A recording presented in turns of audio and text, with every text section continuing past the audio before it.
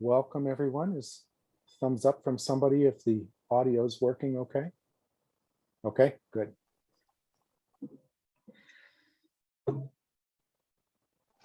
I'll let everybody join in here for a minute or two.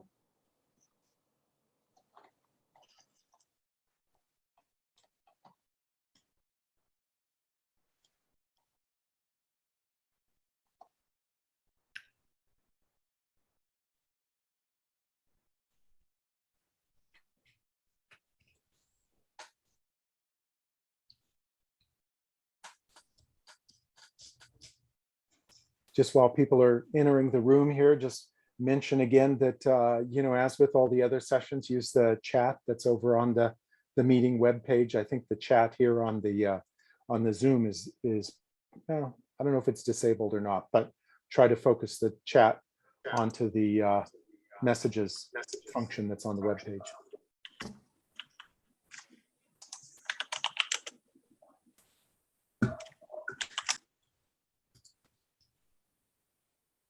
To see the numbers are still going up. We'll give it maybe one more minute and we'll get started.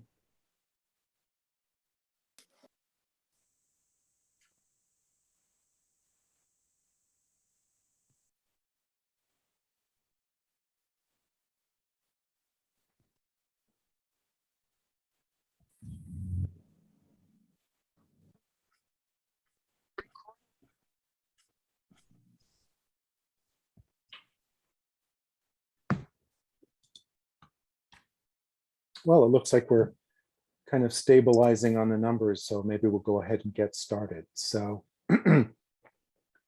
let's see, there's a chat from Molly here. Yep, thank you, Molly.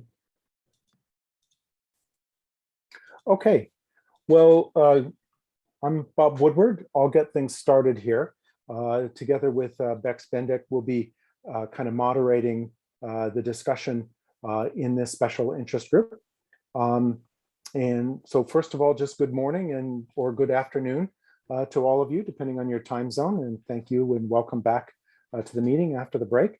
So I'll go ahead and share some slides just to do a bit of introduction and set the stage for the discussion. So let me share my screen real quick here. Put this in presentation mode. Okay, so this special interest group is about the Rupture and Fault Zone Observatory concept. And this is a concept for a new observational facility for the study of earthquake processes. And this is a collaboration between IRIS, SCEC, and UNAVCO. And over the course of the next close to 2 hours, we can talk more about what this is and have plenty of time for discussion. So just by way of introduction, this is a new observational facility, and the goal is to make fundamental near-field observations of the earthquake cycle.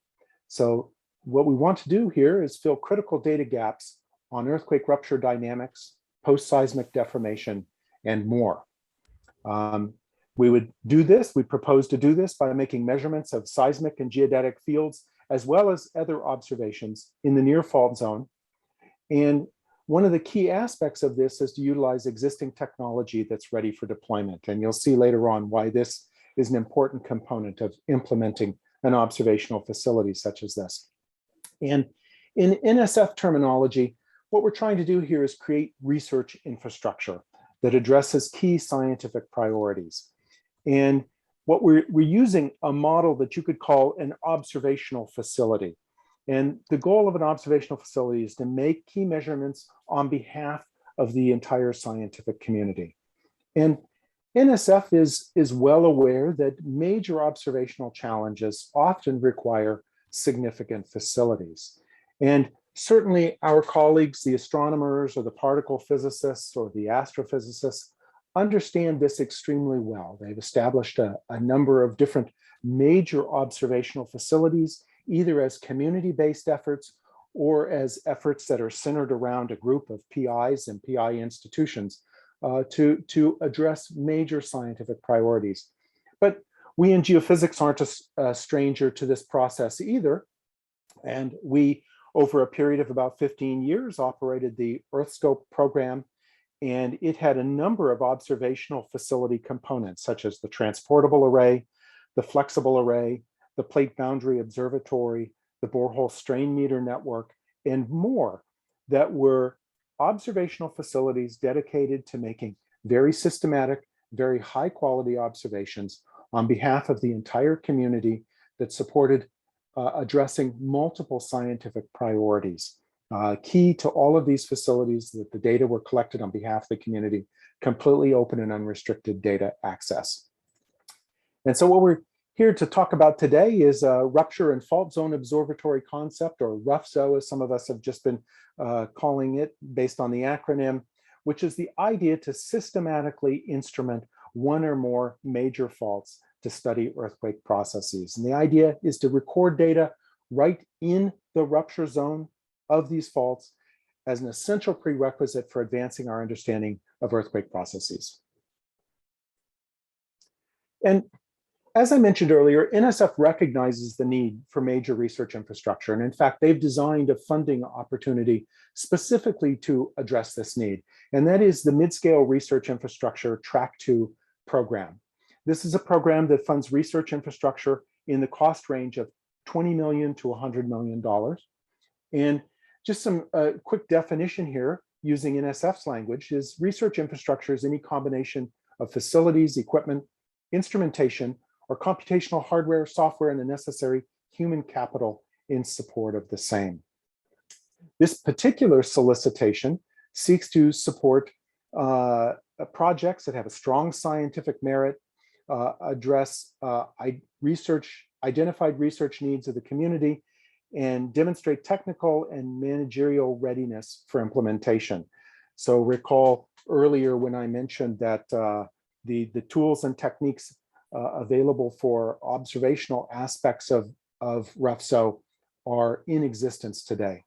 So we felt this solicitation was a great fit for this concept. And so Iris, UNAVCO, SCEC working together did some community workshopping back in the spring. We put together a pre-proposal. We thought we'd give it a shot and submit the pre-proposal to this solicitation. Now, perhaps not surprisingly, we weren't successful on this first try, but there's a silver lining. This provides us more opportunity for community discussion and refinement of the concept, refinement of the scientific priorities, the means by which we're going to address those priorities, and the design of the observational components themselves to make sure we're collecting the most relevant data. So thus, we're here today to have further discussion of the concept and kind of go through a number of elements of RuFZO. So let me just give a quick rundown of what we'll, how we are imagining this SIG to proceed. So first, we'll have a recorded presentation from Yehuda Ben Zion on the science drivers behind RuFZO.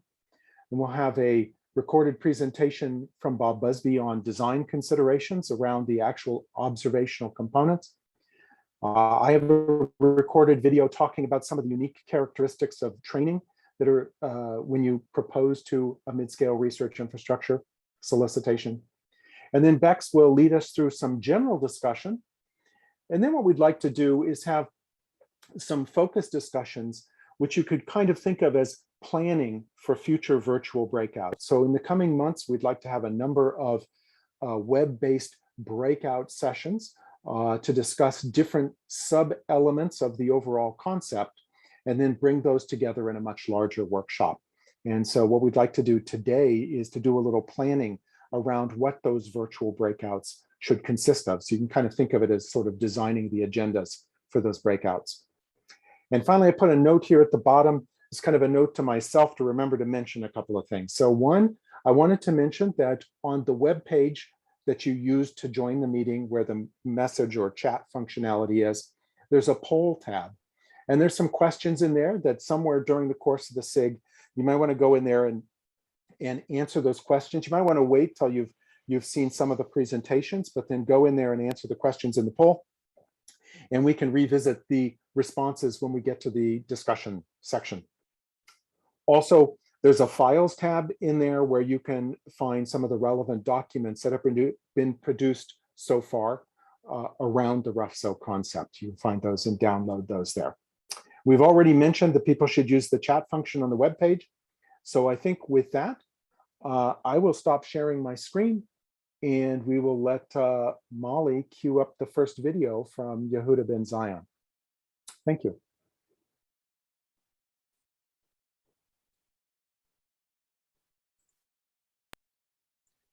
Hello, everyone, and welcome to the session on Rupture and Fault Zone Observatory. The problem of earthquake generation remains unsolved despite many years of studies and great importance to society because of the inherent complexity of earthquake physics, coupled with the lack of direct observation within earthquake rupture zone that can inform us about particle acceleration, velocity, displacement, changes of material properties, and other processes that characterize the local physics of fault during failure. We live in an era of big data, and indeed there are very large volumes of seismological and geodetic records, but essentially all the data are recorded outside rupture zone and reflect low-pass filter elastic deformation that is radiated to the region outside the fault rather than brittle processes within earthquake rupture zones. So to initiate a new generation of earthquake studies that include details of brittle rock failure within earthquake rupture zones, we propose to develop a Rupture and Fault Zone Observatory that will collect detailed data directly in earthquake rupture zone and around rupture zones. This observatory is motivated by several key questions on all stages of large earthquake cycles. For example, fundamental questions on the pre-rupture period interval is what processes produce the conditions that allow large earthquakes to occur, and how are these processes and conditions reflected in observable data. Progress in this question will lead to improved forecasting of large events. So this is very fundamental. During rupture itself, recording data within rupture zones will allow us to address the question of what rheology govern brittle failure and permanent deformation within and around rupture zone. And if we understand or develop, have more information on particle behavior and material properties that can constrain the rheology, we can develop improved models of earthquake physics, and we can develop improved model of ground motion prediction equations that quantify the seismic waves and is very important for assessing seismic hazard. In the post-rupture, one guiding question is what are the immediate and evolving post-seismic processes in their different form? And addressing this question will allow the community to develop improved quantification of strain energy budget on faults and improved models of crustal rheology. The figure here illustrates the current, provide a far-field view of the current seismic network in Southern California. And in this far-field view, faults appear as lines. They are typically models as such, as lines.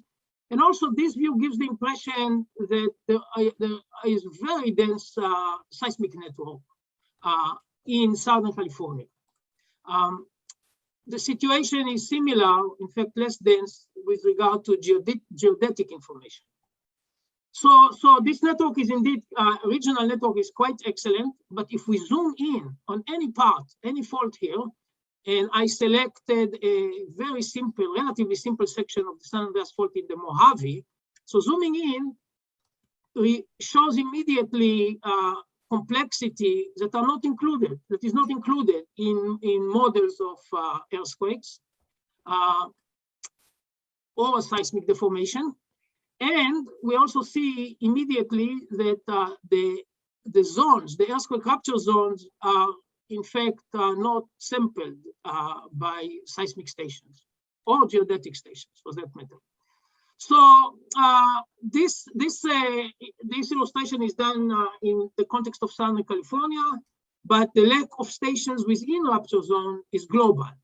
The network in Southern California is in fact one of the best in the world. So currently, there are near zero in situ constraints on earthquake rupture processes that actually reflect the physics within rupture zone rather than elastic deformation in the bulk around it.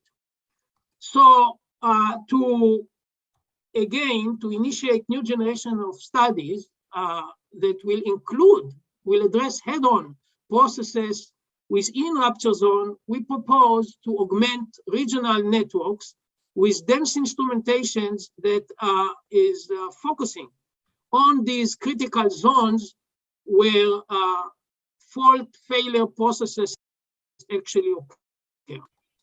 The Rupture and Fault Zone Observatory will consist of dense arrays of seismic and geodetic sensors that will be spaced along the San Jacinto and San Andreas Fault in Southern and Central California, with array spacing of 20 to 40 kilometers.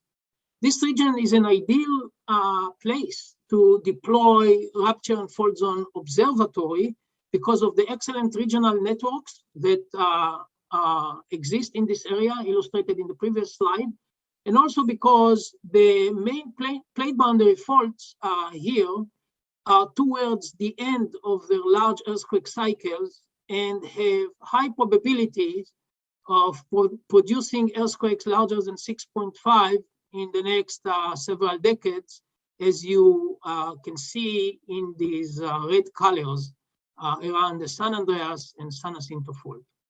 Bob Busby will give more detail on the instrumentation and geometry of the observatory. I just like to make the point that we made some modifications based on an earlier plan that we presented in the April workshop that we had on the Rupture Observatory. In the first plan, we also had arrays on the Elsinore faults, and the whole observatory stopped roughly here at the end of the Big Bend section of the San Andreas Fault. Based on the feedback that we got in the April workshop, we decided to extend the observatory along the Carrizo Plain, almost all the way to Parkfield, and remove instruments from the less hazardous, less active Elsinore fault, and instead put them here in this section of the San Andreas on the Carrizo Plain. In addition, many people suggested that the observatory can benefit from DAS arrays. So we are planning to indeed include several DAS arrays, both across the fault in several locations, as well as along the fault, leveraging on some existing dark fibers. I also want to make the point that this time now is ideal to deploy this observatory before we get the next set of large earthquakes, because if we don't do that, we will miss the opportunities to record for the first time detailed fields within rupture zones and around rupture zones, and the next opportunities may come century ahead or more. So if we manage to get this instrumentation in the field, we will be able to record crucial information that can really have transformative impact on earthquake and fault studies by providing much more detailed information that can be used to test existing model and develop them further. In the pre-rupture period, we will be able to record evolving localization, temporal changes of rock properties, episodic local failures, and other processes that occur in the immediate vicinity of the fault zone, in addition to what we record around the fault with the regional networks. During rupture, we will get the full evolving dynamic strain fields, both shear and dilatational component, and it's important to emphasize dilatational because experiments and model of brittle deformation indicate that dilatational deformation is an essential part of brittle failure, but it is associated with high frequency waves that do not propagate to the far field. So we'll get this, we'll get dynamic and static stress and strain drops. We will get properties of dynamic rupture width and velocity, slip velocity, including variations.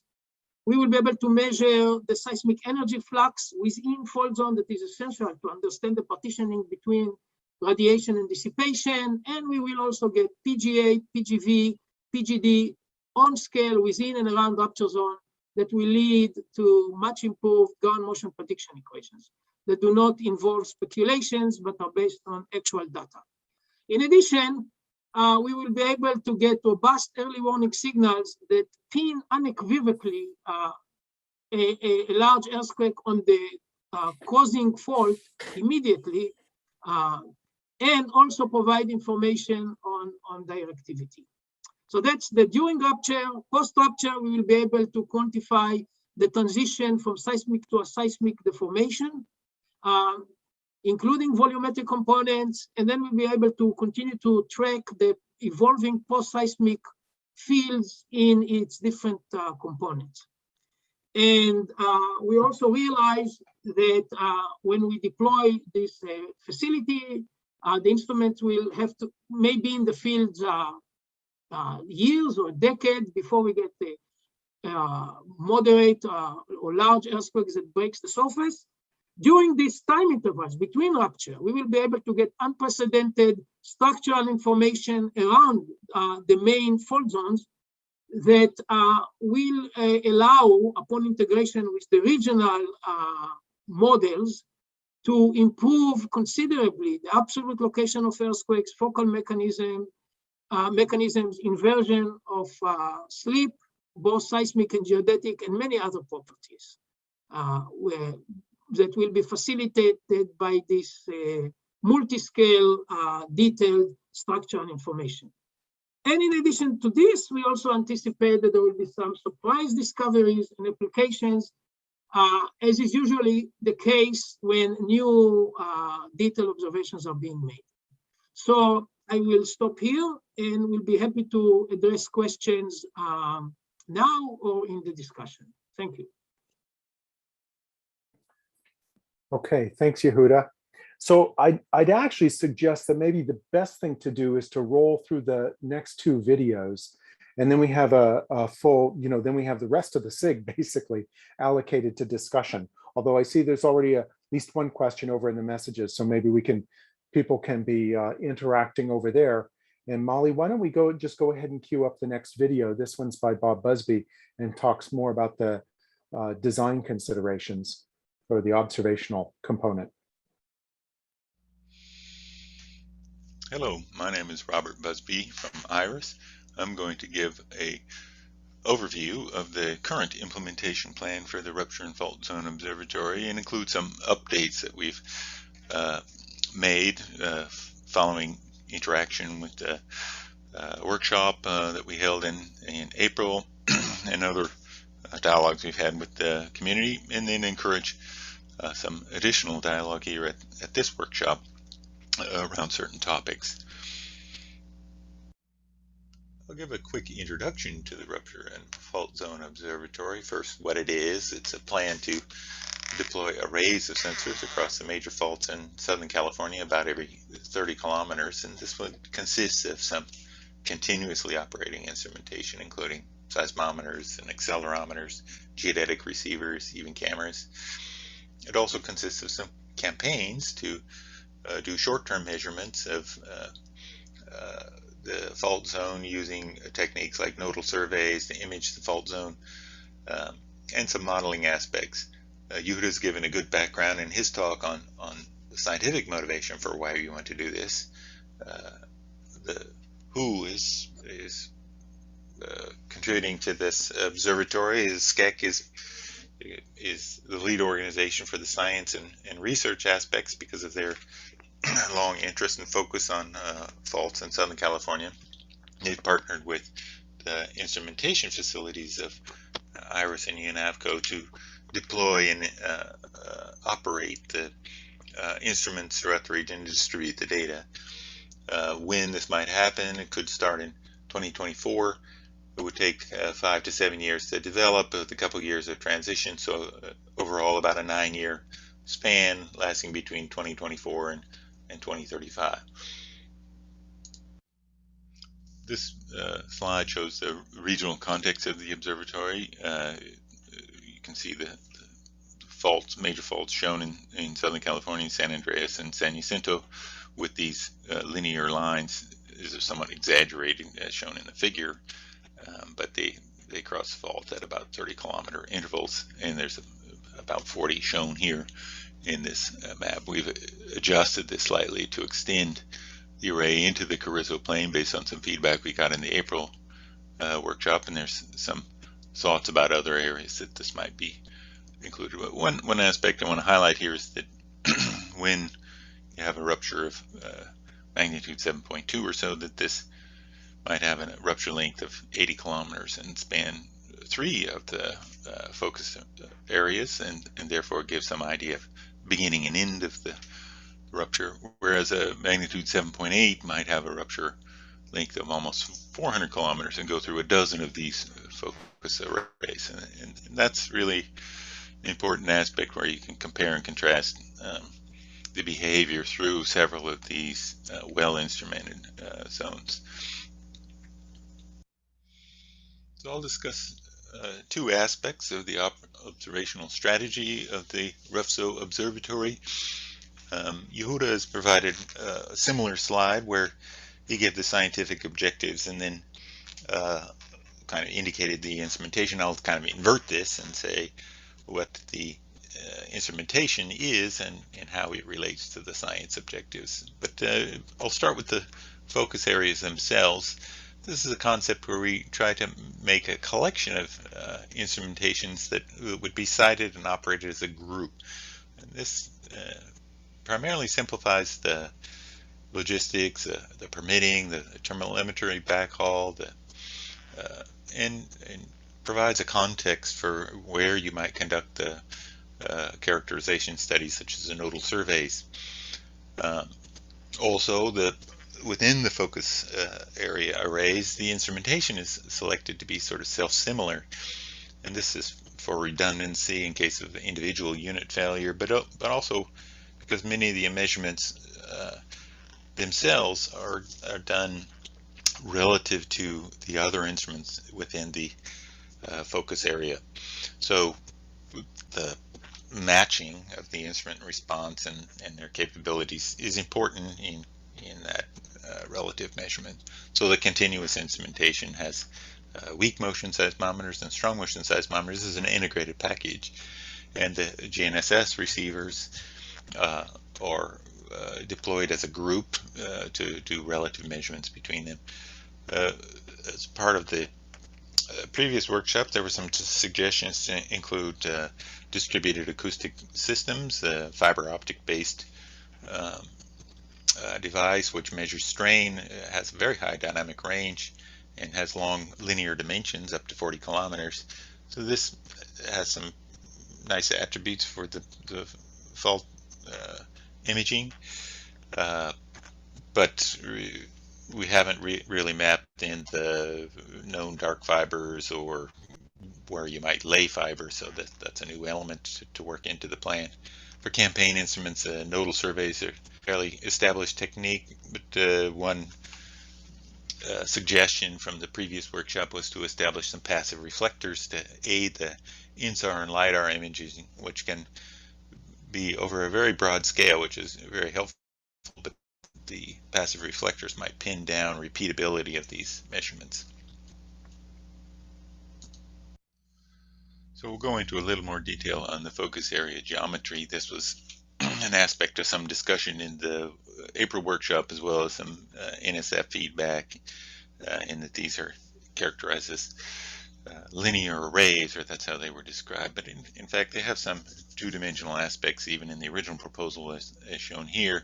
We tried to expand on that a little bit to address some concerns there, and I'll go into that on the next slide.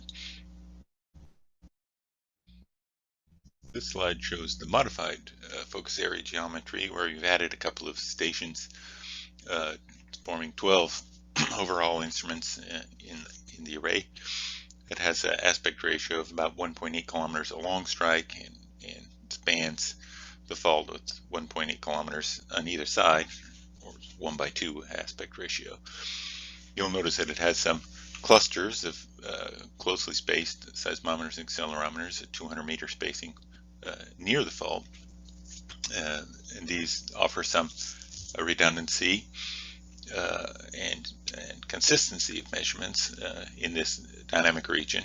There's a group of 4 geodetic instruments which are spaced evenly across the fault, separated by about 1.2 kilometers, and this gives some relative motion of those instruments. We're interested in feedback from the community as to how this geometry might apply for locations of seismicity at depth, the beamforming aspects, or gradiometry applications to this geometry. So the timeline to establish this observatory is about 7 to 9 years. It begins with the selection of the 40 focus areas. That will take some time, a year or two. Then we expect it to establish the cross arrays, or the focus area arrays, 12 elements each, would be about 10 per year. So this could be done in years 2 through 5 and be completed in year 5. The performance of the nodal surveys, we think, might take about a month to do each survey for the fault zone characterization. And then in the first few years, we could do those every other month, maybe 5 per year, with either increasing the pace or increasing the number of nodes. We might be able to do 10 per year in the subsequent 3 years. So that would be finished in about year 6 of the timeline. So overall, it's 5 or 6 years to commission the facility, and 3 or 4 years in transitioning it to a long-term monitoring operation. In preparing our proposal, we have quite a bit of detail about the station and instrumentation itself, but here I'm just going to say mostly that these are mature sets of instrumentation. The seismometers and accelerometers are in an integrated package, and the GNSS receivers have advanced both in the number of constellations and the low power characteristics of the receivers, to where these are fairly advanced and stable instrumentation packages that we're ready to deploy. The nodal surveys are designed to characterize the fault zone by using established exploration techniques of high density, short deployments of short period seismometers, all in one recording package. And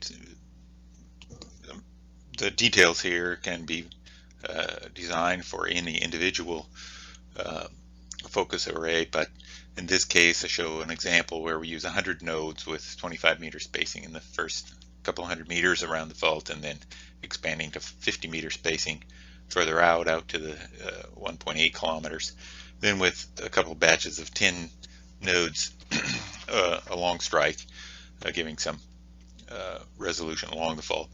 So this is just one example. Several other deployment techniques might be used, and really the main feedback we got from the workshop focused mostly on when this might be done, whether this is done as a part of the siting criteria and surveying prior to selecting the area. This might require several different surveys and then selecting the best one, or is it done after the focus area is selected and it done as a characterization of the site? I expect the latter is more tractable, but we're open for input on how this might be done. So moving forward with the ongoing planning of this observatory, there's interest in continuing the dialogue and defining the facility. We have an idea to break into some smaller groups and discuss specific topics related to the objectives of the instrumentation. And we'll, a little bit later in this interest group, we'll discuss a few of these and just try to get some of the topics framed so that people might select which ones they might be interested in. And then schedule some individual breakout groups to meet and form consensus or recommendations, and then knit these back into larger workshop formats where the topic is kind of more concisely presented. But if you're interested in working on any of these, we'll go through these a little bit later today. So that's one of the ideas for streamlining the feedback, and then try to get some workshop support from NSF on the overall observatory design. Longer term yet, there's considerable work to be done on engagement with the stakeholders such as the USGS for the long-term operation. Caltech and JPL have interest in this, integrating this capability into their existing regional network observations. We'd like to get an advisory council established so that we can guide decisions and properly incorporate those into the plan. And ultimately, this revised concept or even the budget may not fit in any future NSF solicitation. So that's kind of a concern if we have to retool this. So those are just some of the challenges that I can identify. Thanks for your time. Bye. Great. Thanks, Bob. And so while Molly's queuing up the next and the last video, which is on training, I'll just remind people to go over to the web page while you're listening to the video and take a look at the tab that's labeled poll or polls. And there's some questions in there.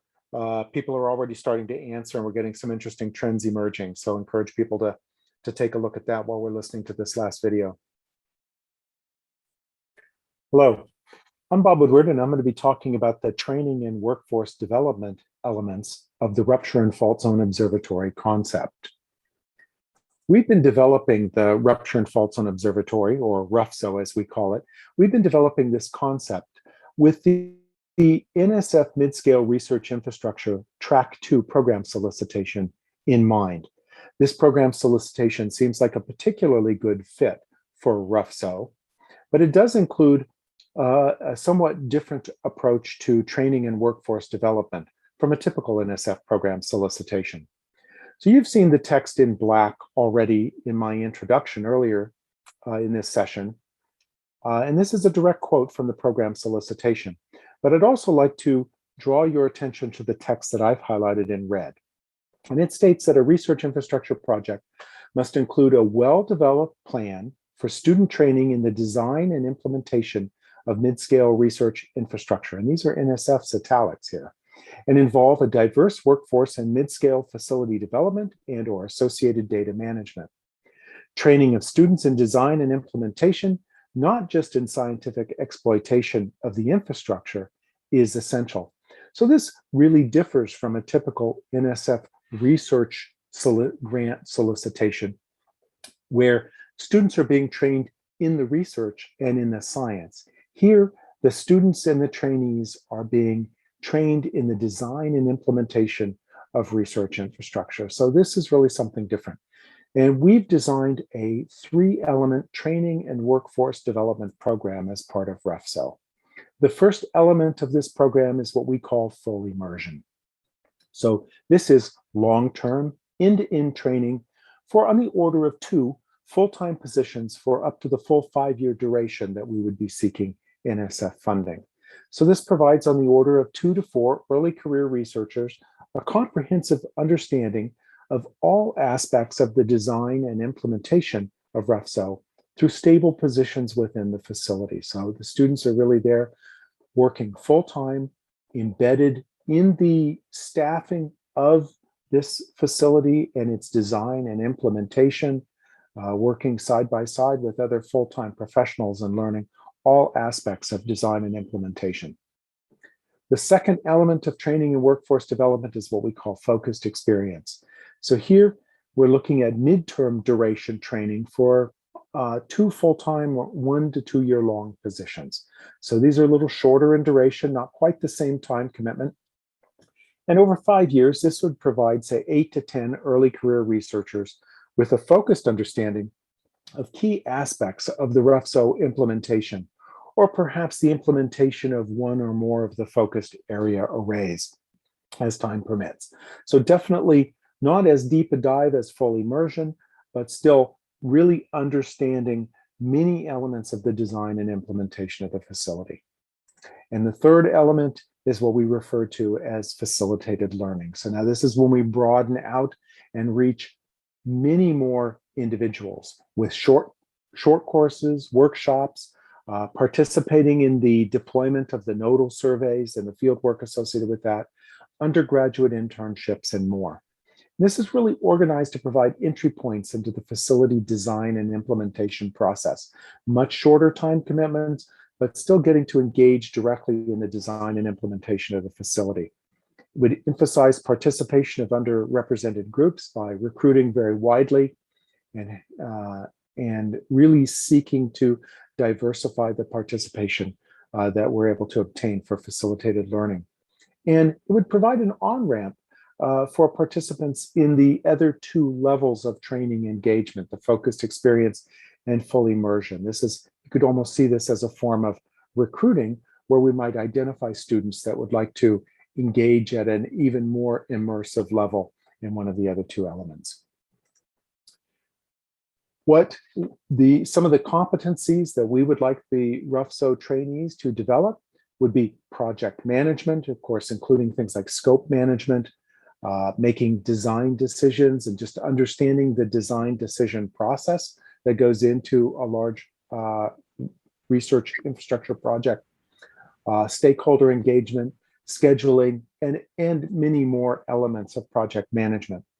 But it would also include more technical competencies such as mechanical and electrical engineering, calibration and testing, permitting and siting, which of course is a critical part of pretty much any geophysical experiment, large or small, data management, mentoring, and more.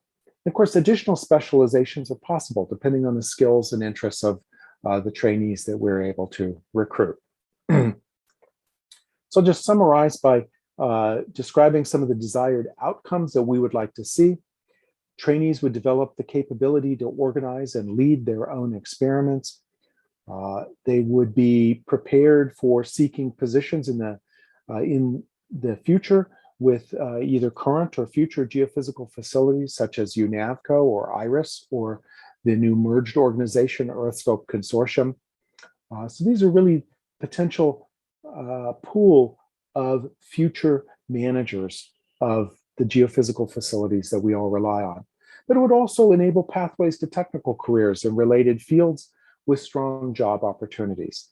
So this is a summary of what we hope to achieve with the training and workforce development element of the Rupture and Fault Zone Observatory concept. Thank you. Okay, so concludes the sort of prepared portion of the SIG, and we'll hand it over to Bex. I see there's already some good discussion happening over on the message function on the website, and I'll turn it over to Bex at this point. Thanks, Bob. So just so you all are oriented to our plan, we thought we'd have about 20 minutes or so of discussion responding to these presentations, and then we'll shift gears a little bit. I'll hand back to Bob for a kind of more focused exercise related to these subtopics within RuFZO. But I would say, looking at the chat window, a lot of the discussion there is pretty similar to the April workshop that we had. So talking about some other alternatives or other additional observations to be added. Victor Sai asked a really interesting question Have any of the design team run synthetics to experiment with how well the current instrumentation deployment would capture the signals that are particularly targeted by this experiment? I don't know, Yehuda, maybe you'd be the best to answer that, but dive in, anyone. Yeah, so we haven't done, we are in the process of making dedicated simulation. We've been relying on some simulations that, for example, Alice Gabriel has done for the Ridgecrest earthquake ruptures that show very clearly the gain by putting information directly on the rupture zone, as well as we've been relying on measurements, again, that we did in the context of dense arrays on the San Jacinto and on the Ridgecrest, during the Ridgecrest rupture, to show the gain, in particular resolving, what we are talking about, high frequency waves and other features by sitting close. We are planning to make dedicated 3D synthetics to optimize, the design, but it's very clear this whole observatory aims.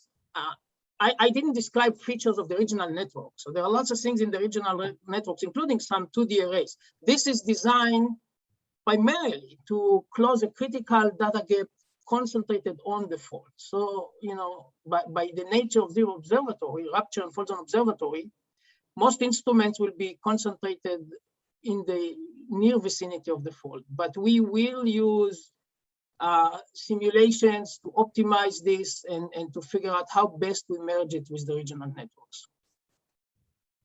Let me also say that anyone in this session can unmute and turn on their camera and jump in right away. So this is a pretty free forum. So if you have questions, feel free to shout them out. If it gets too unruly, I'll chime in with extra rules. But Victor, do you want to respond to that answer at all? I guess I could say one thing, which is that we've done some work recently using some of these dense arrays like the LASSO array. And for that array particularly, it does a good job constraining certain types of events. And it's the ones that fall within the footprint of the array. So in terms of the RuFZO concept, not having lots of stations that sort of fit within the footprint of a large magnitude event, it seems like it might be problematic. I mean, I don't know for sure. I haven't done these synthetics that I was suggesting either. Thanks. So the footprint of a large event will include a very large number of the regional stations, as well as arrays. There are a number, again, I did not describe in detail the network in Southern California. So we have several 2D arrays sitting in the region in Southern California. One sits in Pinion Flat. Then there are 3 more 2D arrays that are planned for deployment together with, for the next several years, together with a group from Grenoble. Then we are adding DAS. We are planning to have some off-fault long dark fibers. Now the arrays that we have on 2 faults. Yeah, again, we are relying on all of these additional stations and networks and arrays, and are trying to beef up the measurements exactly in the zone where there are actually 0 direct measurements so far. So there are quite a few questions in the chat too, asking about other, I would say maybe kind of ancillary observations that might be added, including campaign GNSS or different kinds of imaging along the fault.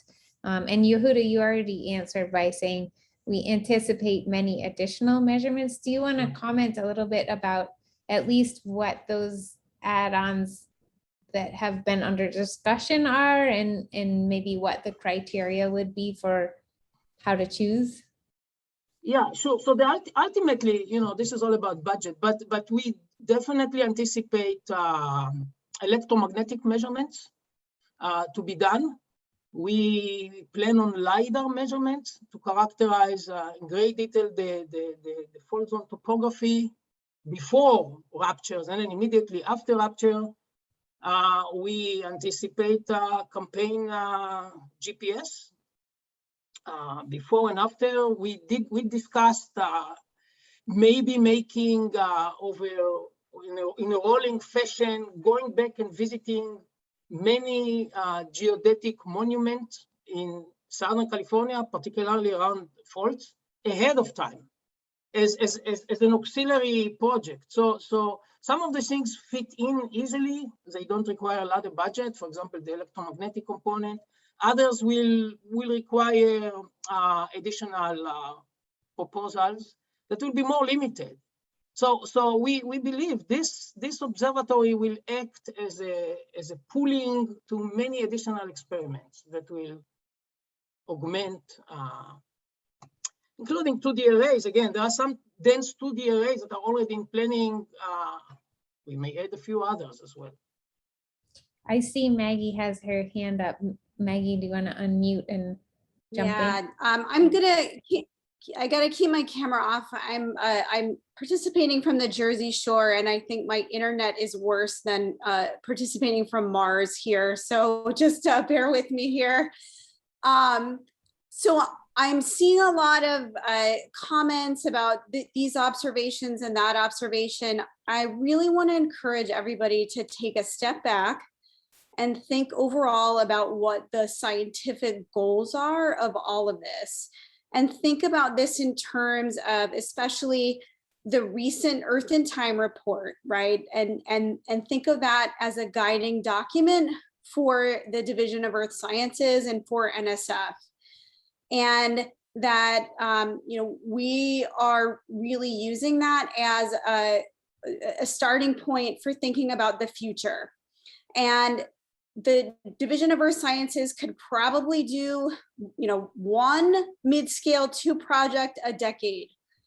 And there's going to be a number of different communities, subdisciplines within the Division of Earth Sciences that really want to compete for a mid-scale 2 project. There's a lot of different, imperatives in that Earth in Time document that really deserve mid-scale 2 funding, right? And we can't do everything. We'd love to do everything, but we can't.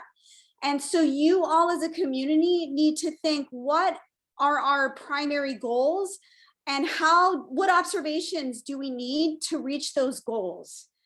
And so I really encourage you to fundamentally think about that and be realistic about what the budget is for achieving those goals. Think about first principles, really. And so if you need a workshop to do that, then come talk to us. But I just don't want to put the cart before the horse right now, and with this observation or that observation. So I just strongly want to encourage that right now. And so I'm trying to really encourage you to think big, but also just caution you to think big with some caveats. So I'll just leave it at that.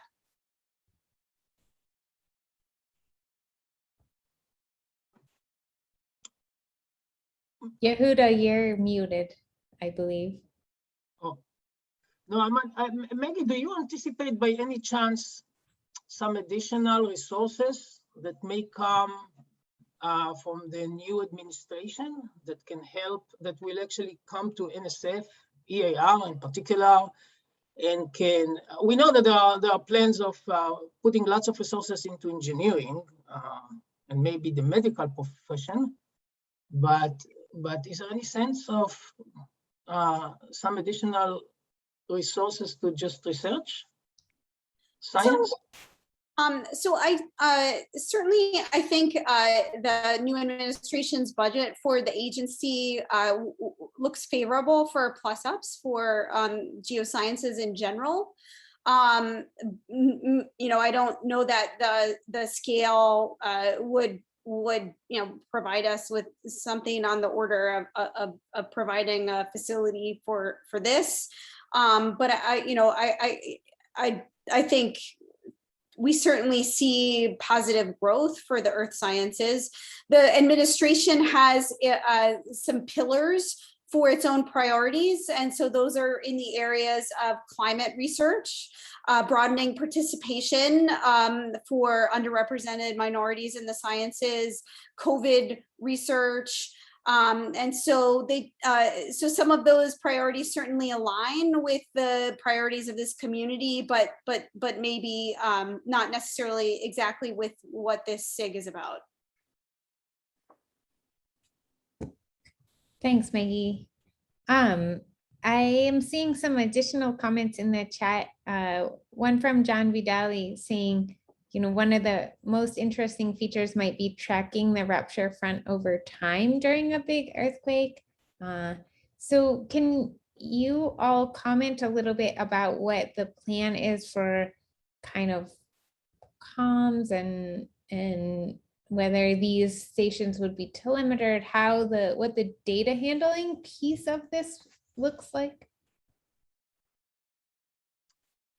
I'll let Busby address the data handling, but of course this Rupture Observatory will allow recording precisely the rupture front over time, not as it's viewed from the side, which is again low pass filtered with elastic deformation, and variations are averaged, but in fact, how is it propagating within the fault? But how are the data will be delivered? Bob, maybe you can chime in.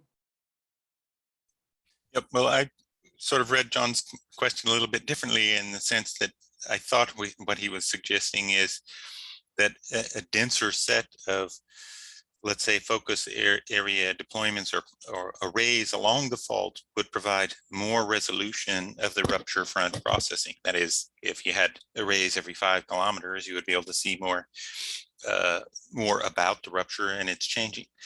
The scale of every 30 kilometers, where each array might see out 5 or so kilometers on either side of its location, gives you a snapshot as you go along. But I think it's important to have that snapshot be high resolution at that point as much as you can. And even though, so you can think of it as a movie, the frames per second here in this particular imaging of the rupture might be low frame per second, but at least it's high definition where you snapshot around the rupture at that particular point. So it's a trade-off in number of instruments. If you're going to put 2,000 instruments along the fault, great. Or you can pick where you think the rupture is going to be and put all your instruments there. And that hasn't proven to work too much in the past 20 years. So if you're talking about an optimization problem, how did the design team settle on the 30 kilometer spacing? Why not 5 kilometers? Why not 60 to try to cover more ground? So it's really a trade-off again between covering larger area of the fault, going all the way from the border with Mexico to Parkfield now, on one hand, and having dense instrumentation within the fault zone to try to record unique data for the first time to complement the regional network around it, and having denser, shorter spacing between the arrays, but then we cover smaller lateral extent along the fault, and we don't really know where the next earthquake will occur. We want to distribute our gamble there. In fact, if there is an earthquake on the San Andreas, we may anticipate several of them. So we again want, there's triggering. We want to cover a long area. Now, regarding viewing the rupture, I want to remind you again, this is not done in vacuum. So we are heavily relying on the very dense network around. The Southern California network, the 2D arrays that are sitting off the fault. We hope to be able to capture a few dark fibers that go along the fault as well. They will give us, it will complement everything that you saw in the design that was shown in the slides. So maybe this gets a little bit back to Victor's first question. Why 30 and not 29 or 22 or so whatever? just to do Yeah, it has to do with the length of ruptures. I think Bob covered it or discussed it, but for magnitude, so we are targeting, again, this as I described in my talk, it addresses all stages of earthquake cycle as well as in the in-between period. But primarily, the data that can revolutionize science are data within rupture zones. So we are targeting surface rupturing earthquakes. The smallest one is maybe magnitude 6.5, and it has rupture lengths of several tens of kilometers. So we hope to capture, events like this. Now, if we get magnitude 7 event, it will be captured by 3 arrays or more. If we get magnitude 8 earthquake, it may be captured by 10 or more arrays. So this length scale comes, the basic length scales come from rupture lengths of minimum earthquake that breaks the surface, essentially. Thanks. So John Padelli had a follow-up question that did come up a lot in our April workshop as well, which is there are some challenges with instrumenting right above the rupture, both for, sort of what the geodetics can capture. And then he mentions the action at depth might be hard to resolve from directly above, or harder to resolve from directly above than from off to the side, because the LBZ in the top few kilometers might complicate recordings directly above. And I think we saw a really nice talk in one of the poster sessions, I think, of yesterday on transient, showing, that the very shallow velocity structure changed dramatically between before and after a rupture, and presumably that change happens during the rupture. So, how are you guys thinking about that risk? So we want to capture those changes. This is part of our targets in the pre-rupture and the post-rupture. The fault zone region is much more dynamic than the host rock around it, and we actually want to capture all of these changes. Now, regarding the fact that some processes, certain part of the process can be viewed better from the side, we agree. And I want to say again that we have the side view as well. We have lots of stations in the regional network. Also, if we have an earthquake on the San Jacinto fault, the array on the San Andreas will have a side view, and vice versa, plus the dark fiber that we plan to capture running along the faults. So we are not neglecting the side view. This is to augment the side views with direct measurement within the rupture zone as well. And sure, it's a much more complicated, messy, dynamic environment. We want to capture all of those things as well and integrate them with what is recorded by the off-fault arrays and the whole regional network. So I want to make sure we don't use up all of our time. I would just ask one more question for the general discussion, which is, supposing someone in this group or adjacent to it would like to get involved in the design process, how can they follow information? How can they keep track of, potential future workshops, etc.? What's the best way? Yeah, one thing I'd like to suggest, so certainly a couple things. Go to the Files tab on the web page, and there's some important documents there.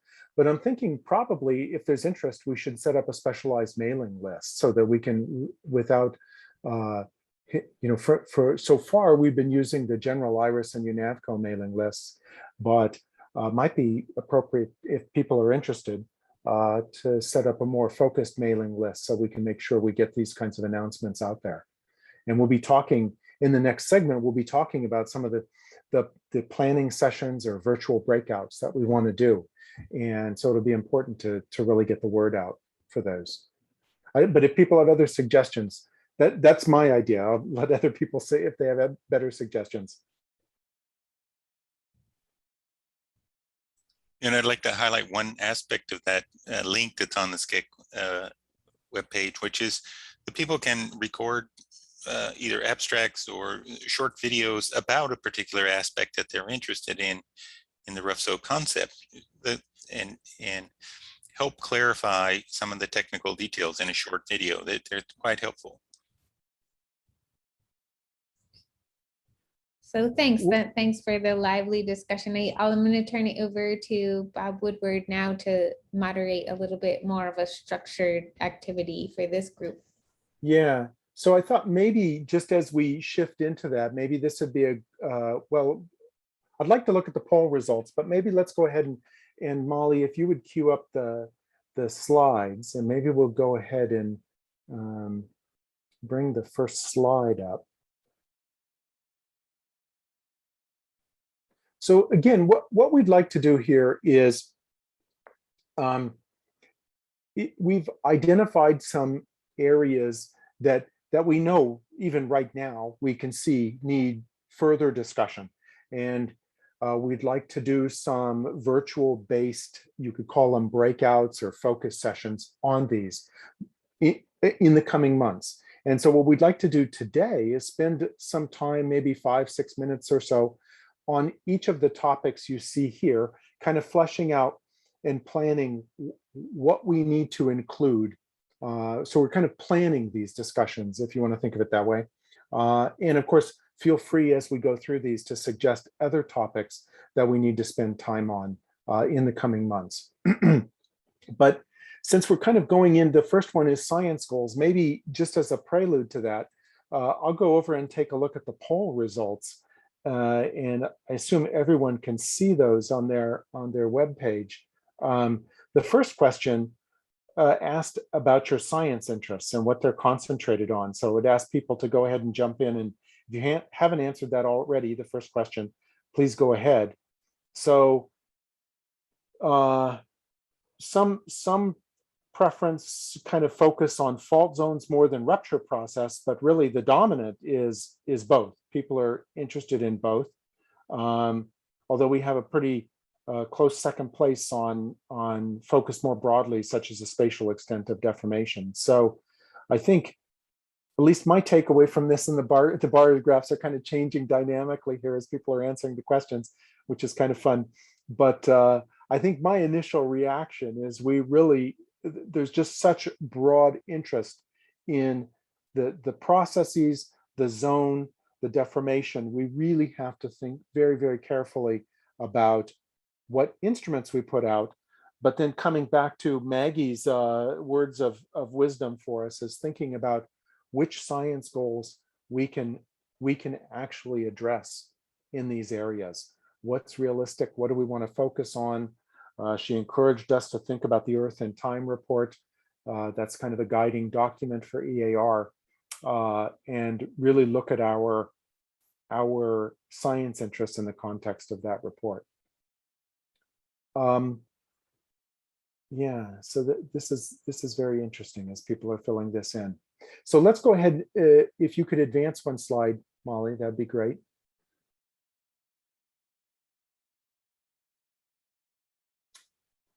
So, Yehuda gave a presentation that talked about key questions in pre-rupture, during rupture, post-rupture. What else, or what refinements do people have of these questions that we should make sure that we discuss in an upcoming breakout session? And let's see, I'm going back to the chat function on the web page to see, or people can unmute themselves if you want to add to this, or Yehuda, if you want to make any additional comments here. No, I mean, this is of course, a sub list. There is, that's the only comment I would in a limited sort of presentation. These are just example of key questions. That's the only comment I have. So yeah, I'm happy to, So so my question, I guess, to the group would be, if we frame an online discussion, say an hour and a half online event around these science goals to really drill down on these. Have we captured, is this a good target list to start with? No, I would just add to this, Bob, that, I can easily talk for 1 hour on each of these topics. The pre-rupture, this is just like, literally, touching, just touching on some points here. So if you ask whether 1 hour, I guess you were asking whether 1 hour discussion can focus on these issues. Is this what you're asking? Or Yeah, well, yeah, what we had envisioned was over the coming months, having a series of breakout, you could call them breakout sessions, to focus on particular topics, Yes. with the goal of pulling all of that information together in a larger workshop where there's already been sort of advanced discussions that have drilled down on the different aspects of the Rupture and Fault Zone Observatory, and we can bring those into a larger community workshop. And so clearly we need one or more of these breakout sessions focused on science goals, and we're just trying to make sure we've framed this correctly so that we can proceed to organize and conduct one of these breakouts. Yes. So my comment is that 1 hour, I don't think will be enough to discuss in detail these 3 topics: the pre-rupture, the during rupture, and the post-rupture. Yep. So maybe we should think of a slightly longer, but I know it's very challenging. The whole. Yeah. So the idea is that the breakout group can meet on these topics as often as they want, once a week. Go through several different discussions. You could divide, for example, this topic into observations that are important even without a rupture and what it will contribute, because that has to be justified. And then, of course, when a rupture occurs, that will be very important observations that no one else has. So I think you can schedule on this topic as many subsequent discussions as needed, but the idea is to use that forum to make it more concise, to come back with a page or 2 of top items that can be incorporated in broader workshops where people can quickly get at the major science goals. It's just a matter of fleshing out and raising the priority on certain things.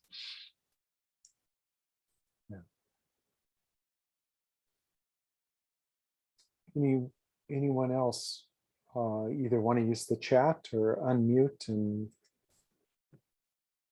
comment or add to the ideas around having one or more discussions on the science goals?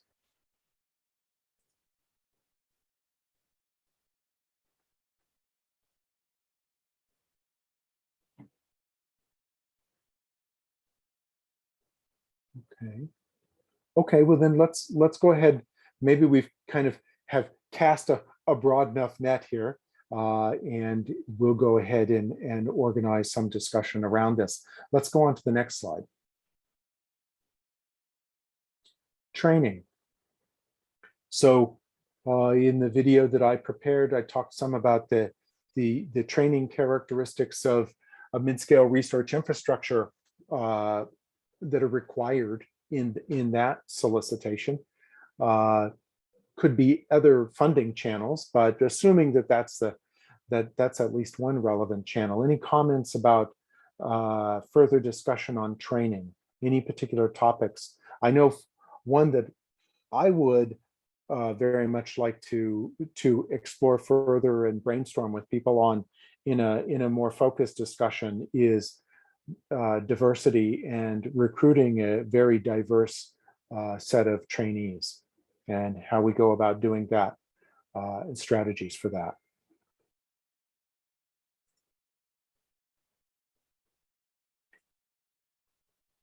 Let's see, and I'm going to look over here to see if. Okay.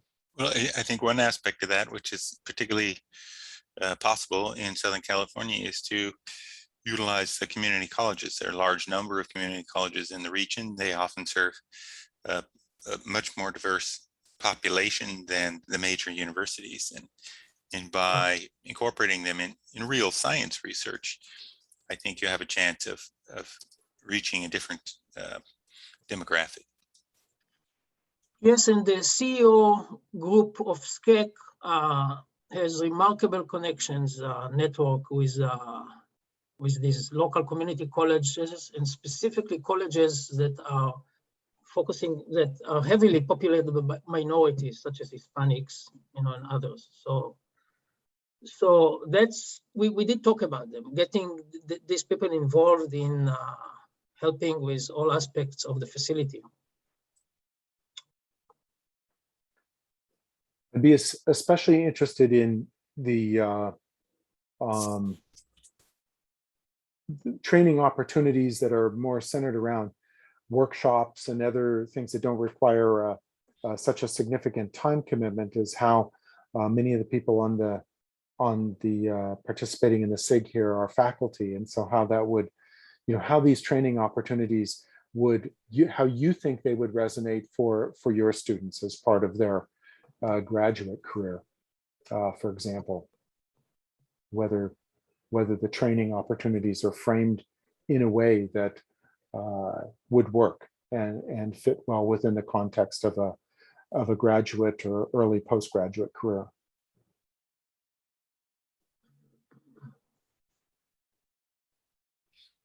While people are thinking, just give it from a budget perspective, we had allocated almost 14% of the budget of the facility towards these training aspects that would support staff and employee positions, but still designated towards the training aspect. So it's not an insignificant investment, and I think that was in line with what NSF was expecting, although we don't know whether this would be continued in a subsequent solicitation, this particular aspect. Mm-hmm.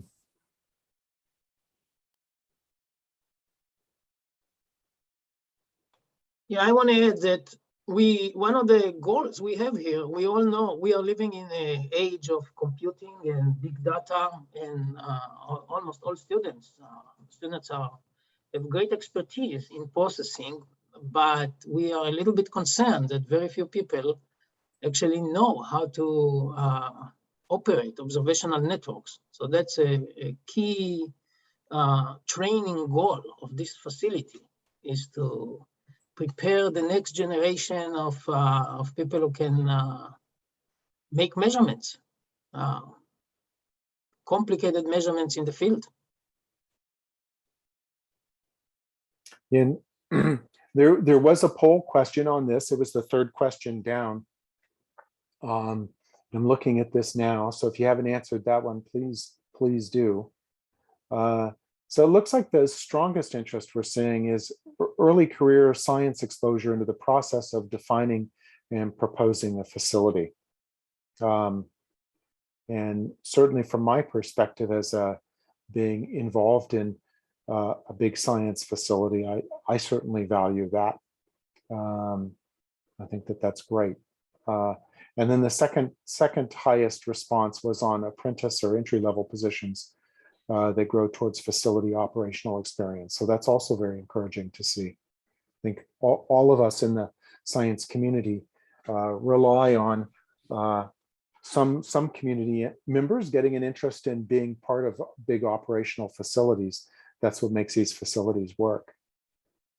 I would say that the timeline for these facility developments may move one from early career into mid-career by the time it's actually funded. So Gareth made an interesting point in the chat that okay, the San Jacinto fault goes right through the campus of a community college, San Bernardino Valley College. And I know one thing that large facilities and private entities are looking into are actually targeted workforce development programs at specific institutions. So, maybe that's an avenue that hasn't been discussed, rather than targeting, geophysics graduate students doing a workforce development program at a specific campus or community college to build out, I don't know, field engineering skills or electronics or real-time communications installation are possibilities I haven't heard floated around, but would potentially have really substantial impact.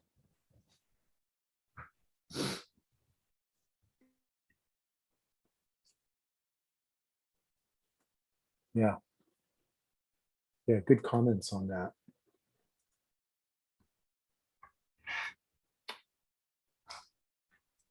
So Phil Okay. Makeling has posted a question also about Okay. The sort of balance between data collection and the data analysis or development of the project. And I think this is a tricky one that's sort of guided by NSF's own definition of what constitutes the infrastructure. Is it in fact the computing facilities? Is that included? Is it the research or fundamental basic analysis, let's say moving from data level 0 to data level 1 of some of the primary observations?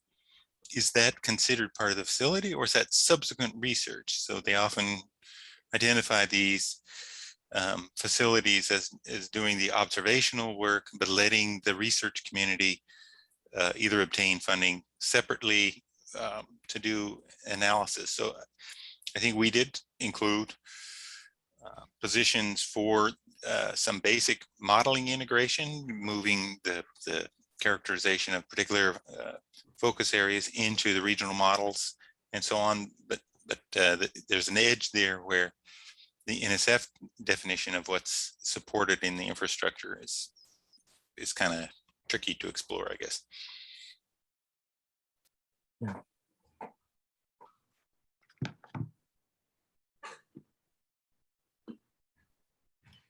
Okay, any other comments related to training? Okay, well, let's go to the next slide. So there's there's been quite a bit of discussion about the fault crossing arrays. So I don't doubt that there could be multiple discussions really looking at this and what, there was good discussion about synthetic modeling of, radiation patterns and so forth, and making sure that the 2D array would achieve the necessary objectives. And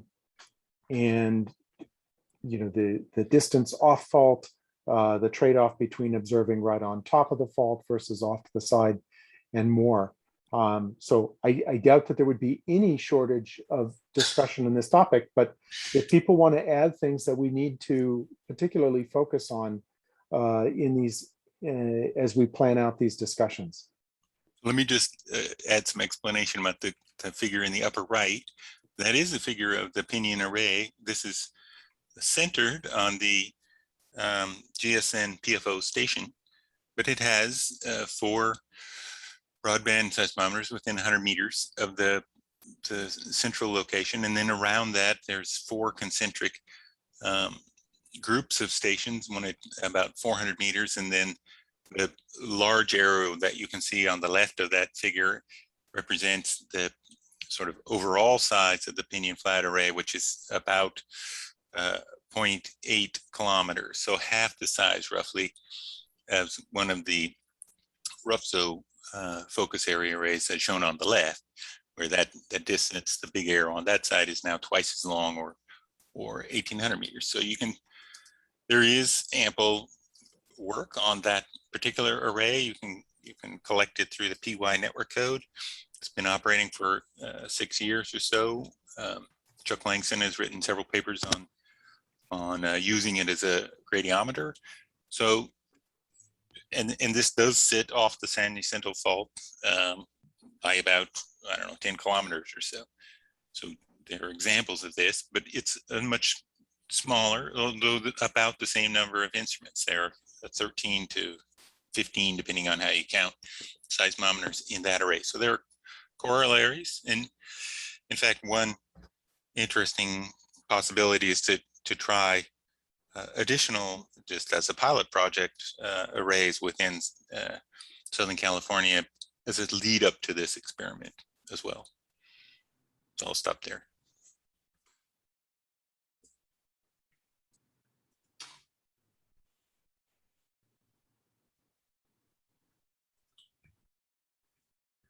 If I can make a quick comment, it's a Pinion Flat is a great example, Bob. I think I have made a quick comment in the chat that making exactly the same point that these mini arrays can be designed within and integrated within the footprint of these fault crossing arrays. But they have to be designed depending on what frequency you are interested in. So that can be one consideration when you design the array. You design it such that you can also use that as a mini array, like you can beamform a particular frequency band you are interested in. So I think we can merge these two interests if we design and plan it properly. Yeah, so I think this is the important part of forming this working group and going into some in-depth modeling and analysis of the results and being able to convey that frequency dependence in particular in a concise way to broader workshops or the NSF ultimately. Bob, you had a figure that showed the density of stations in Southern California versus distance from the fault. And I don't know if you have it available right now, but the figure that you prepared that had this shows that by the time we come to 3-4 kilometers from the fault, there are actually plenty of stations already. So I just want to emphasize again that the figure you see on the screen right now in the Zoom is not sitting in vacuum. It's surrounded, it's within a very good regional network, and the distance across the fault is roughly, the aperture is roughly 4 kilometers, and it really merges with healthy density of stations at that distance. So I don't know if you want to, if it's easy for you to show that figure or not, but anybody could look at the regional network. So I don't really have it right in front of me. Molly might have it, but she's busy running the program here. Yeah. And clearly, these are some of the things we can get into when we do hold a breakout on this. We can get into this in some detail. this is the figure I was referring to. So you see, this is a figure of Bob Busby, not mine. Bob, maybe you can explain, but clearly the red is within 3 kilometers from the fault. So, yeah, so this is a GIS proximity analysis of the existing Southern California seismic network, showing the station colored by red, or stations are colored by their distance from the fault itself. So you can see the red ones are less than 3 kilometers, orange 3 to 10, and so on. And most of them are 30 kilometers from the fault, but there's a good density, particularly in between some of the San Jacinto and San Andreas, but the coverage drops off rapidly to the east.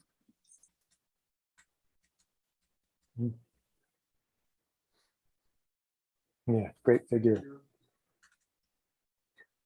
Okay, well, let's go on to, just sake of time here, let's go on to the next slide, Molly. Thank you, if you could. All right. Then so Nodal Surveys generated a pretty good discussion at the April workshop about what they should be designed to achieve. Bob mentioned some of the considerations in his recorded talk about whether Nodal Survey should be done as sort of a survey mode before we even decide where to place a fault crossing array, or done after we just select places for fault crossing arrays and then survey just those, survey in between. There's a lot of options. Bob put up a notional geometry for what a nodal survey could look like, but of course, the infinite number of arrangements of nodes. Other thoughts about what we need to cover here?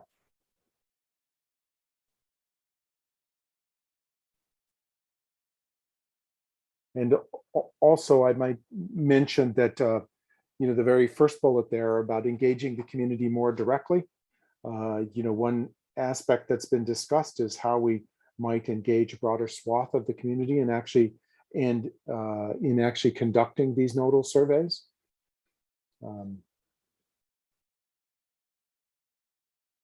Bob, you're muted. Yeah, there you go. Yeah. So it's a good way to bring people who are interested in the geology or geophysics, but not familiar with the maybe nodal survey technique or the field operations themselves, or maybe the analysis. And they can be partnered with somebody who's more familiar with the other side, and the facility can be used to sort of help smooth the way, because it's a process that we would repeat 40 or maybe more 60 times. And therefore you get quite good procedures, quite good techniques developed, and it's a good way to learn.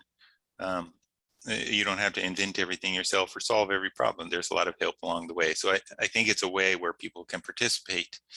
And I don't mean just doing grunt work on behalf of the facility, but really learning meaningful aspects about planning what the deployment might look like, or what the trade-offs are, and things like that. So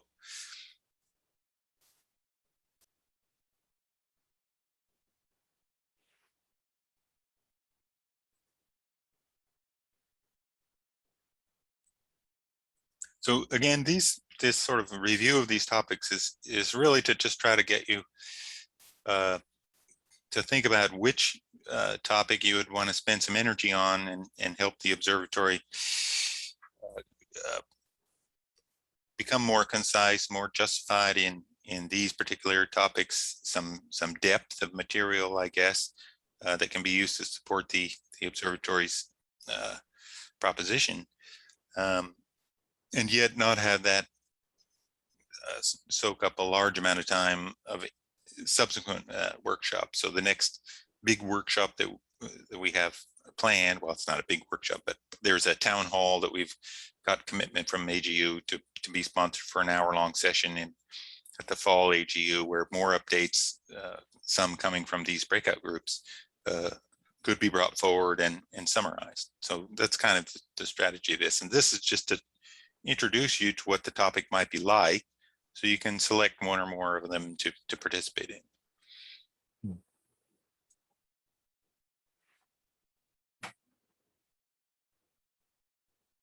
I think one thing that I don't know if we have in the list now, but something that was discussed kind of launching from the idea of nodal surveys is also designing in an element that facilitates people doing piggyback or add-on experiments. So much like the flexible array and transportable array worked in tandem as part of the EarthScope program, we could envisage that same model working here, where there's a sort of rupture and fault zone observatory that's kind of a backbone. Clearly, it would be ideal to have a wide range of PI-led experiments piggybacking on that and going in and doing other kinds of studies, either with higher resolution or just slightly different targets and so forth. And making sure that a facility is designed that encourages that and supports that. We might want to have a discussion session around that.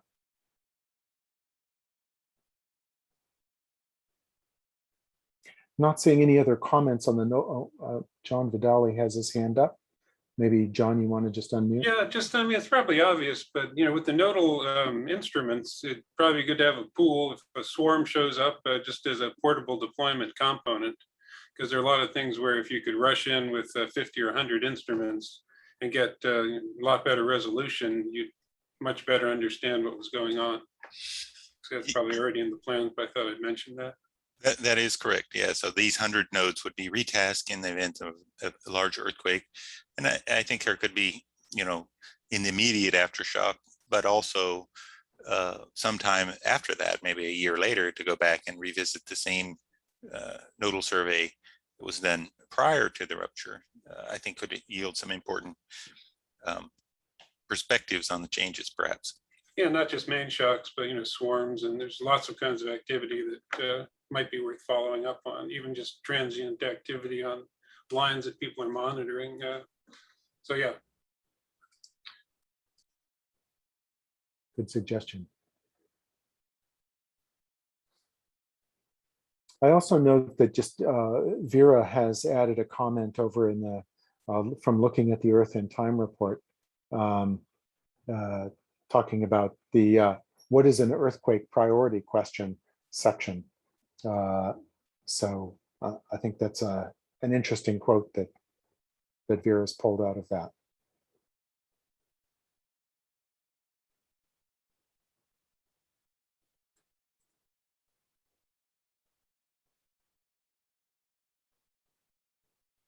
Okay, let's go to the next slide then.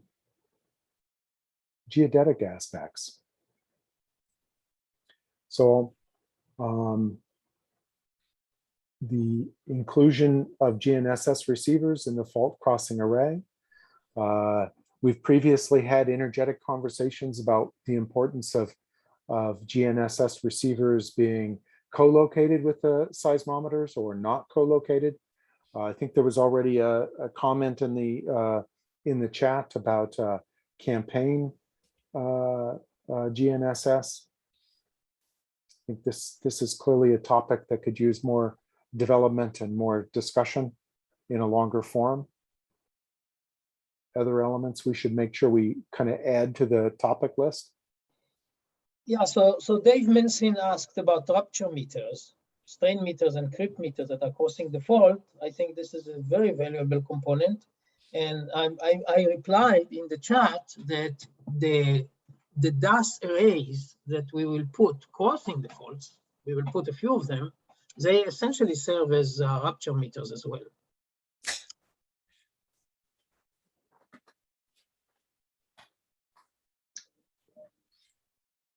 Yeah, I'd be interested in hearing more about the in this specific case, imaging the strain field of the faults in Southern California. Are campaign GPS effective versus the INSAR flights that would be, you know, extensive over this area? Can you get more information from the campaign field deployments versus these well-positioned INSAR measurements? And I'm just not an expert in that. So. Yeah, Gareth has his hand up. He's an expert. He can reply. Yes, you can get more information, and predominantly you're measuring the horizontal displacements and horizontal strain with GPS, and with INSAR it's more of a kind of a mix of horizontal and vertical, and the horizontal is basically just east-west. You're very insensitive to north-south displacement. So depending on the orientation of your fault, that may or may not be a problem. I was just thinking that a lot of the faults in California seem to have damage zones, and there have been a few studies that show sort of compliance of damage zones, so lower elastic moduli, more localization of strain in that very near field, and that would be one reason why you might want to do a targeted long-term campaign survey of all the fault zones at high resolution. I was also going to make a pitch for seismogeodesy, the idea of co-locating, of incorporating accelerometers and GNSS at high rate at the same locations, because you can integrate the accelerometers and get essentially very high rate displacement seismograms, which may be unique information that really would tell you something about how the various wave fronts were breaking on your instruments without them going off scale. And I don't know if that was in the plan, but I would highly push for that. I think that would be really useful. Yes, each of the geodetic instruments is co-located with the strong motion seismometer as well as the weak motion seismometer, and specifically for that purpose, to make sure that we get this kind of intercalibration in the best possible way between these two measurements. Then you can do inferences in other places where you might not have as much instrumentation. But I think the fault or the focus area arrays are really a chance to measure that quite carefully and really establish what you can and can't do in the seismogeodesy realm.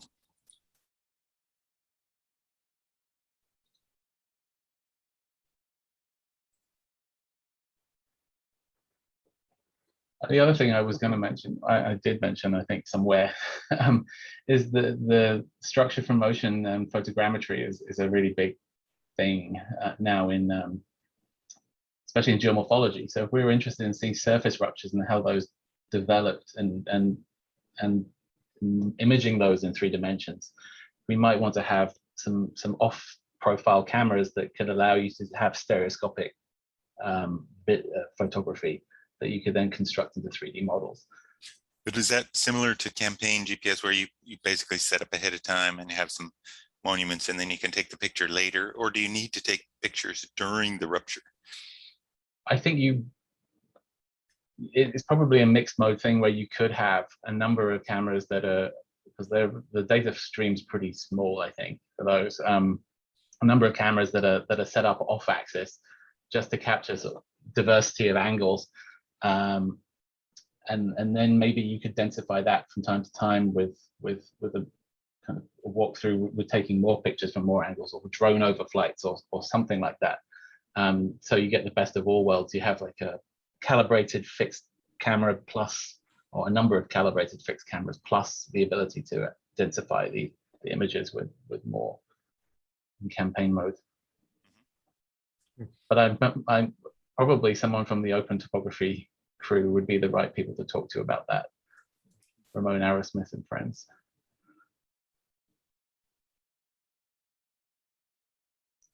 Great suggestion. Yeah, cameras are part of the plan, Gareth. And in addition to the signals that you mentioned, that are very important, I think cameras also will give us some measurements on rotational motion as well. So that's all very interesting frontier, but it is part of the plan. And I don't know how many we will put, but it's part of the design. And you are right that some of them we should sample different angles. Yes.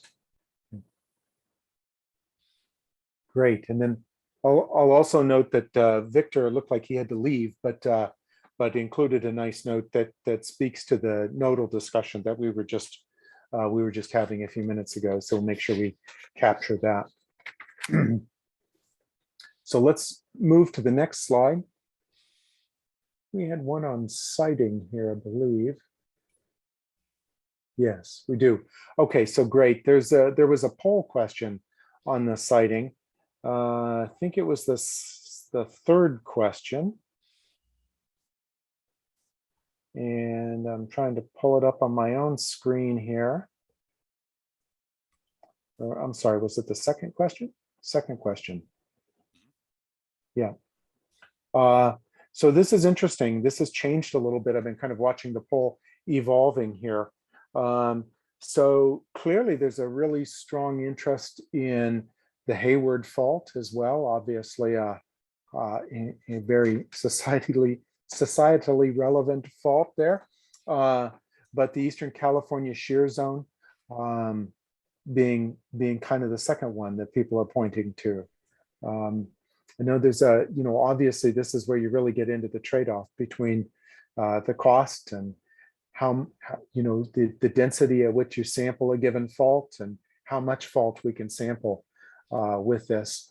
But I don't know, does Bob or Yehuda or anyone else for that matter want to speak some to the poll question here, the results in the poll?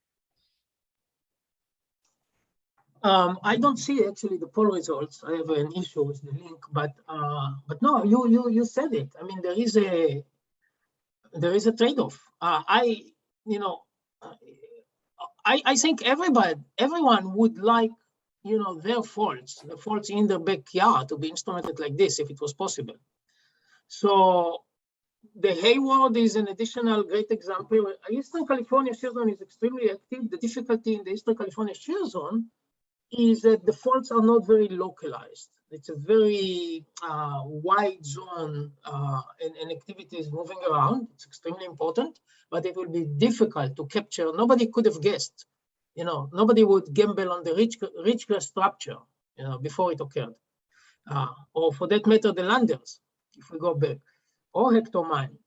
So this is it's a strategy here. We are looking at the main plate boundary faults.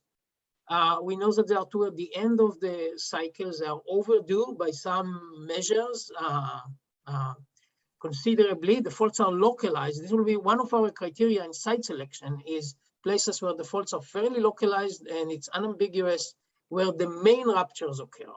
So these are some of our criteria, but yes, there are other faults, other locations. I would say if we need to add one, my candidate would be the Hayward, if we need to add one, but then, you know, we are jumping across the creeping section to the other side, extending it even further. Of course, we still have the Elsinore in Southern California that now we gave up to extend the array along the Carrizo Plain. So there are lots of candidates. It's all an issue of budget. Yeah. I think there's some other aspects of, you know, just how you go about selecting the sites themselves. Do we pinpoint along the fault certain regions that we know we want to study, and then set the other focus arrays at some relatively uniform spacing from that, in hopes that we properly sample the rupture across a diversity of fault zone types or conditions? Or does every one of the 40 focus areas be selected down to some precise detail about its particular location? So that's just a bit of a planning exercise, but you can spend quite a bit of effort in the reconnaissance and characterization of these sites, which you have to do before the permitting aspect starts. And once the permitting begins, that can be a long effort, which may or may not yield a permitted location at the end of the day. So that can leave a gap in your plans, or you may have to shift 5 to 10 kilometers depending on the problem. So, you know, I think what's important is to know what are the most important criteria. Is it the simplicity of the fault zone? Is it some information that you have maybe ahead of time characterizing it, or maybe those are measurements you want to do? Or do you select just based on a kind of even spacing, and all of that stuff will eventually wash out? You'll get some in certain conditions each way. So anyway, those are the kind of topics that I think had to be brought forward in a discussion about the siting selection, more specifically after you've figured out which fault you want to observe. I think we want to sample a variety of environments. For example, along the San Andres Fault, we do want different environments. And one very, very big product that comes out of it while we are waiting for large earthquake to occur is that we will be able to get unprecedented, very detailed 3D or 4D, if there are temporal changes, characterization of this immediate environment around the fault, and then we can integrate it with the larger scale velocity models.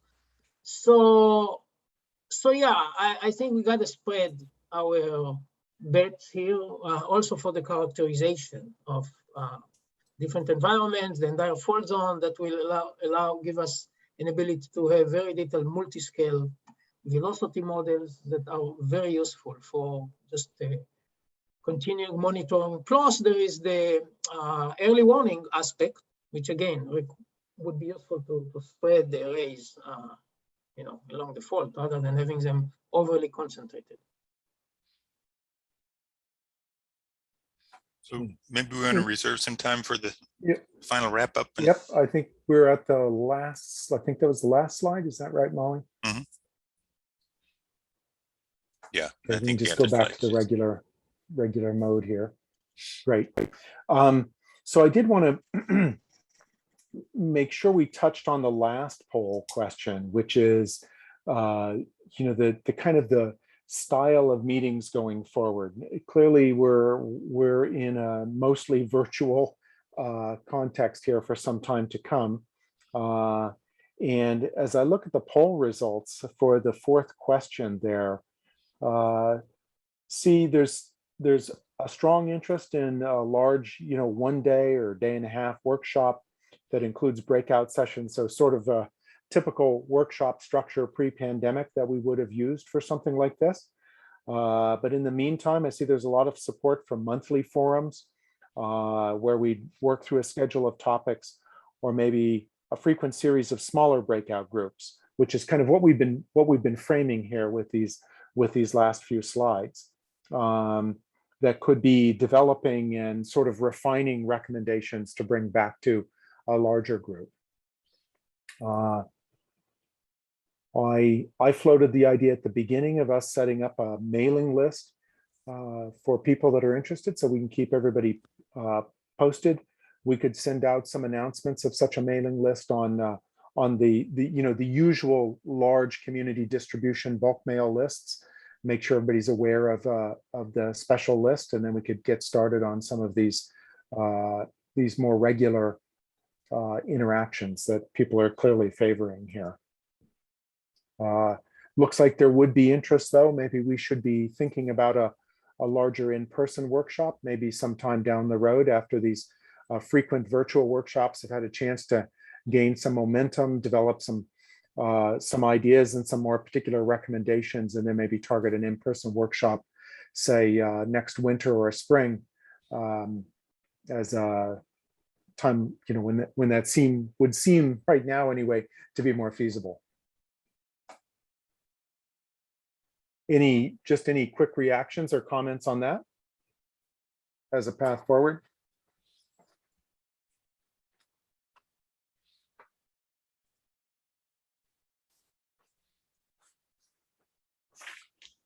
Yeah, I think it seems clear that at least a larger meeting or a larger workshop is a preferred component, at least, maybe coupled with more of these breakout sessions, but it certainly seems like people want to have a workshop, not just plug away in virtual land.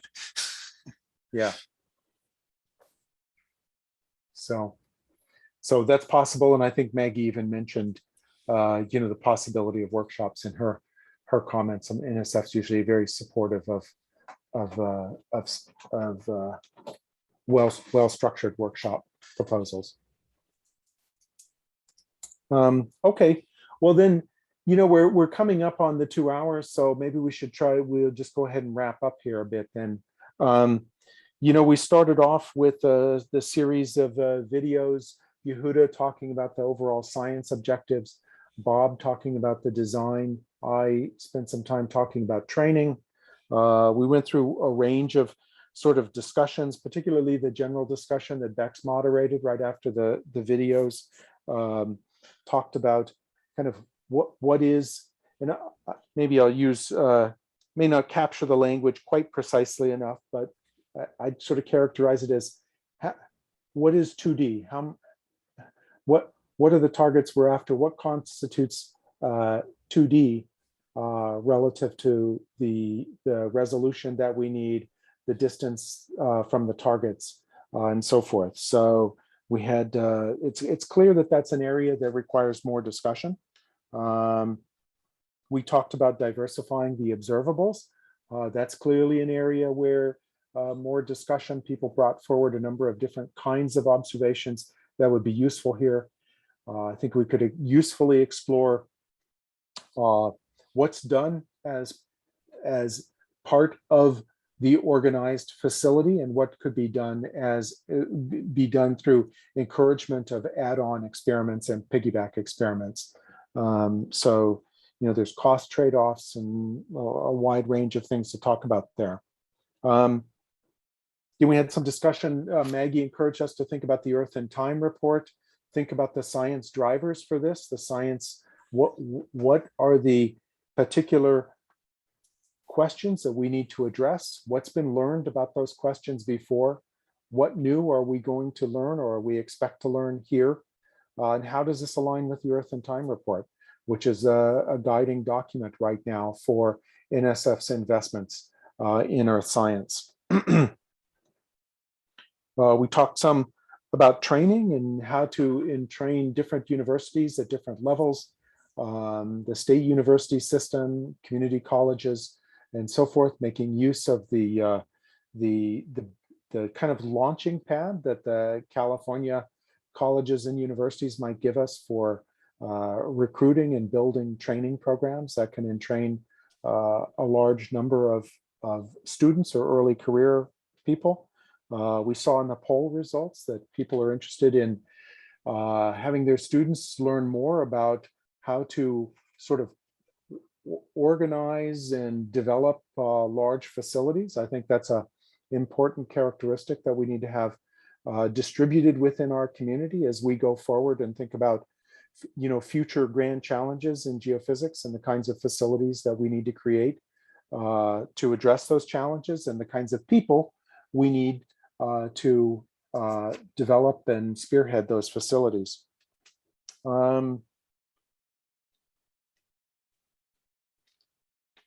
Yeah, we talked, you know, at some length about the fault crossing arrays. Really, that gets back to some of the discussions we had around 2D character of the arrays. We also talked about the geodetic component. I think there's a lot more to discuss there. I think with the different levels of geodetic instrumentation that one could imagine deploying here, that there's a lot of flexibility and a lot of options in that area that probably need to be explored. We talked about the nodal deployments from a couple of different angles, what they could be used for, how they could be done, how the community could participate in those, when they should be done relative to the deployment of the long duration arrays. There's just tremendous flexibility there. We also had a good discussion of how those instruments could potentially be used if there were small shocks or a large shock or swarms along the observatory, and how we might have plans for redeploying those nodes in a hurry if events dictated. And having a plan for that in advance would be, I think, incredibly important. We talked about you know, co-locating seismic and geodetic at high rates to make sure that we captured the full field and made use of the capabilities of both instruments by having accelerometers and GNSS receivers co-located. So that's clearly part of that whole discussion as well. And then we just talked about, you know, all along, kind of sprinkled throughout the conversation over the last 2 hours has been comments about different sensing, whether it's remote sensing, on the ground sensing, and so forth, and how we weave all of that together. So I think a really rich area to explore. Any other comments that, well, anyone wants to add, or also turn to the other organizers to see if anyone wants to add comments to this wrap up? I will just add that the obvious big data issues associated with this observatory. If we, when we start recording, we will have massive volumes of data, and we are tabling these questions, you know, for time being, but we will have to, of course, address them in accessibility and how do we transfer the data, what time scale, etc. Yep. Okay, well, I'll put out a final call. Just pause here for a minute. If anybody else has comments, they either want to type into the chat or unmute yourself, and any comments from people.